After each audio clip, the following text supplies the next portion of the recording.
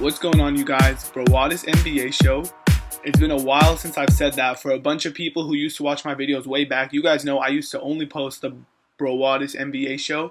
And today I'm bringing it back with a Western Conference preview slash prediction show. 15 teams in the West, so I'm going to split this up into a 5-episode series. Each show covering 3 teams. So first I'm going to give you guys my predictions for the top 3 teams in the West. And some of these are going to be bold. I'm warning you guys, but it's the Western Conference. You don't know what to expect. So my bold predictions could be right, and my bold predictions could end up being way, way opposite than what I thought. I'm going to start off with my number 1 team, and I say this with caution, the Los Angeles Clippers. The Los Angeles Clippers, I mean, they kept all their core players around. If you thought DeAndre Jordan was gone, check Dallas's roster and look it over. He's not in Dallas. He's back in LA. They kept him. They kept Blake. They kept CP3, JJ Redick. I mean, they kept the team that was top 5 in the West last year and almost made it to the Western Conference Finals. So you say, why would they be number 1? Well, their biggest problem was their bench last season. And when I say they shored up their bench, that might be the biggest understatement I've ever said in my life. Their bench looks like one of the best in the league right now. They added Lance Stevenson, Josh Smith, and they still have Jamal Crawford. And that's not to mention, Paul Pierce will be coming off their bench. It looks like Doc Rivers is leaning towards starting Wesley Johnson. So their bench, Jamal Crawford, Lance Stevenson, Josh Smith, Paul Pierce. Man, like the Clippers, and I'm putting all my bias aside because I hate the Clippers. I could have put them 15th in the West. The Clippers are going to be scary next year. I'm talking regular season. Who knows about the playoffs? We know they might be cursed playoff-wise. But regular season, I see them winning over 60 games and taking the number 1 spot out West over the Warriors, Spurs, OKC, Houston. The Clippers are going to be scary next year. I say that with caution, but that's what I'm leaning towards. My number 2 team in the West may come as a little bit of a surprise considering they didn't make the playoffs last year. Can anyone guess who it is? It's the Oklahoma City Thunder. I mean, Russell Westbrook was a monster last season, and no one expects him to keep up that play throughout 82 games because I honestly don't think that it's possible for a human being. But if he brings back just part of that killer, whatever was going on inside of his body for that 10 to 15 game stretch, Kevin Durant stays healthy. They re-signed Enes Kanter. Steven Adams is back.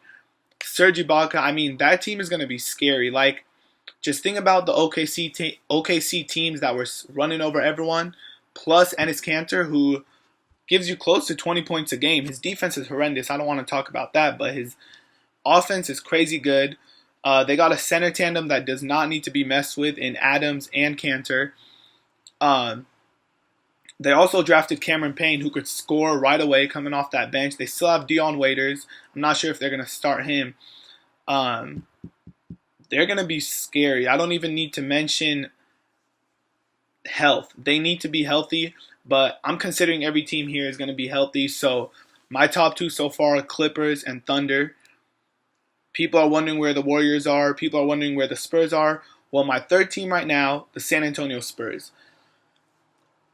Let me just say this. If you didn't think LaMarcus Aldridge was a superstar, that's only because he played in Portland. And their nationally televised games were kind of up and down. And no, just when you watch him play with San Antonio, you're going to be like, wait, that's what LaMarcus Aldridge could do? He is underrated.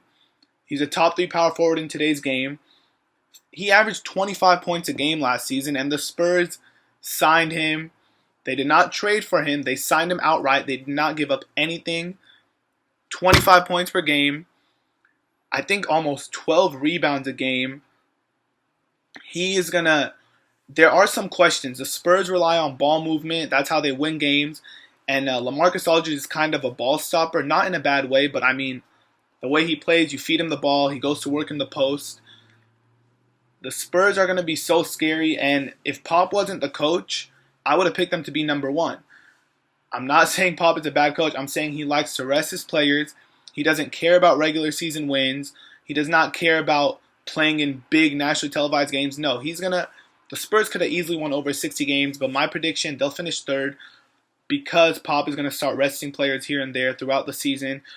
So not only did they sign LaMarcus Aldridge, they got David West to turn down $12 million from Indiana to sign for 1 point something million dollars to come off the bench for San Antonio. You got LaMarcus Aldridge starting and a player like David West coming off that bench. Like, that's a scary duo. So then they had free agents Tim Duncan, Manu Ginobili, and Danny Green, and Kawhi Leonard. So in your head, you're like, okay, they had to lose one of those players to sign LaMarcus Aldridge. Nope. Re-signed Kawhi Leonard, re-signed Danny Green, re-signed Timmy, and re-signed Manu. One of the most underrated moves they made was they traded for Ray McCallum from Sacramento. They have now, he's a great backup point guard. He's really underrated. You guys probably didn't even hear about that move. The Spurs are going to be scary. They're my third pick, but who knows? They might be going to the finals. So, I mean, there you have it. My number one pick, the Los Angeles Clippers, they cleared their biggest weakness, their bench. They made out maybe one of the best off seasons aside from the Spurs. I mean, they got Paul Pierce back, Lance Stevenson, Josh Smith. They also signed Cole Aldridge, which is underrated. He's a pretty good backup big man. Saying this with caution, I think they finished with over 60 wins and the number one seed. Number two, OKC, bearing any injuries, they're going to be stacked just like the rest of the Western Conference. Number three, San Antonio Spurs. I'm so sad still that they signed LaMarcus Aldridge when the Phoenix Suns had such a legitimate chance. Every day that passes by, I see some articles here and there showing just how real that possibility was of Aldridge ending up in Phoenix. But that's the past. It is what it is. I hope you guys enjoyed my predictions or previews for those three teams. Tomorrow I'll be uploading my predictions and picks for the top three teams out east. And thank you guys for watching. Welcome back to Brawadis NBA Show.